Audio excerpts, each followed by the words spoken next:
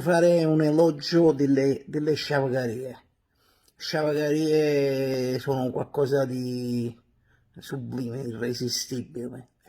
Oggi è la giornata mondiale delle sciavagarie perché si racconta che nel lontano Centesparo, dalle calze della Befana provenivano queste sciavagarie che i bambini dopo un po', che sono intelligenti, non se le mangiavano più e ne usufruivano i genitori. Questa diventa un'ossessione, cioè nella vita può essere impegnato a fare quello che vuoi tu, il nostro, la partita, no? C'è la partita, guarda, non so tifoso, però la mente mia è solo, ma non mi sta appena una sciavagaria, perché c'hanno qualcosa dentro, non lo so, per te, magico, erano qualcosa, cioè che quello che sanno pure a po' di plastica, polistirolo, si mi muovo a cango, poi si azzecca in canna, ci sono pezzi di sciavagaria trovate anche dopo anni, detriti, no?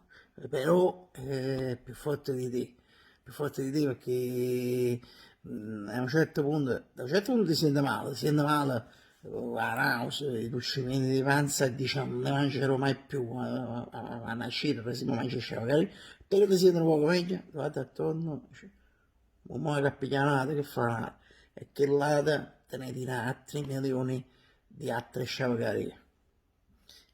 Però, non so nemmeno come si traduce a sciavagaria perché non è fantasia, perché c'è schifezza, perché non lo so, schifezza e fantasia. Comunque, viva sciavagarie che sono qualcosa di nobile ma pericoloso. Scusate, ma c'è più sciavagarie.